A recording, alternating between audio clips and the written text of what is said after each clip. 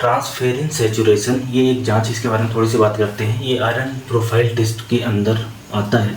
जैसे serum iron होता है, सीरम फेरेटिन होता है, टोटल आयरन बाइंडिंग कैपेसिटी होती है, वैसे ही ये ट्रांसफेरेंस सैचुरेशन भी एक जांच है।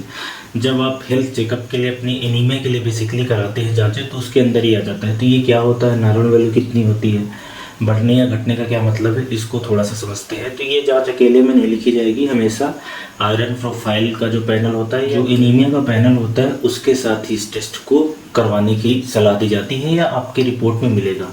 तो ट्रांसफेरिन सैचुरेशन का आसान भाषा में ये मतलब है कि जो ट्रांसफेरिन प्रोटीन है जो कि ब्लड में आयरन को ट्रांसपोर्ट करता है, उसमें से आयरन कितना उसने बाइंड कर रखा है। तो एक तरीके से ये कैलकुलेटेड वैल्यू रहती है, डायरेक्ट ये जांच में नहीं आता, बल्कि serum iron upon total iron binding capacity जब हम करते हैं तो ये ट्रांसफेरिन सैचुरेशन कितना है वो पता चल जाता है। तो जैसे ट्रांसफेरिन सैचुरेशन की बात करें, नॉर्मली होता है 20 से लेके 50% तक होना चाहिए।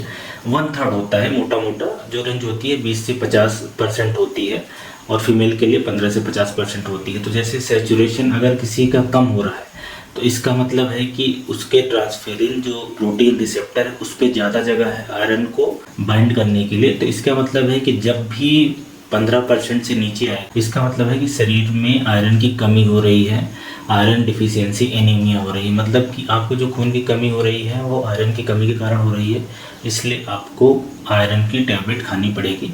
और अगर सैचुरेशन ज़्यादा हो रहा है, नॉर्मली 50% तक हो सकता है, अप टू 50% ट्रांसफेरिन का सैचुरेशन ज़्यादा मिल रहा है, उस केसेस में शरीर में आयरन की अधिकता है, चाहे वो ज़्यादा सप्लीमेंट लेने की वजह से हुई है, या तो बार बार खून चढ़ाने की वजह से हुई है, या हीमोक्रोमेटोसिस बीमारी होती है जिसमें आयरन का एब्जॉर्प्शन शरीर में बढ़ जाता है, या सिड्रोब्लास्टिक एनीमिया है, या हीमोलिटिक एनीमिया है।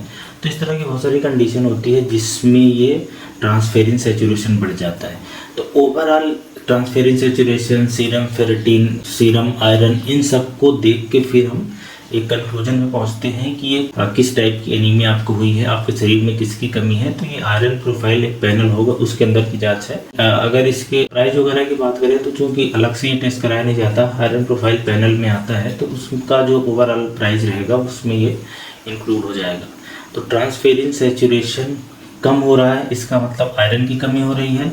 ट्रांसफेरिन सैचुरेशन बढ़ रहा है, मतलब आयरन की अधिकता हो रही है। ये ज़्यादातर बार जब कराया जाता है तो आयरन की कमी के लिए ही कराया जाता है, और ज़्यादातर लोगों में इसकी मात्रा कमी मिलती है। तो अगर किसी की 15% से नीचे आने लगे, 20% से नीचे आने लगे, मतलब आयरन की कमी है, आपको आयरन खाना है। ये वैल्यू परसेंटेज में आती है, बेसिकली जितना शरीर में ट्रांसफेरिन है उस ट्रांसफेरिन पे कितना आयरन बाइंड हुआ है वो इससे पता चलता है। तो इस टेस्ट के बारे में, इस जांच के बारे में अब आप समझिए होंगे, ऐसी उम्मीद है। धन्यवाद।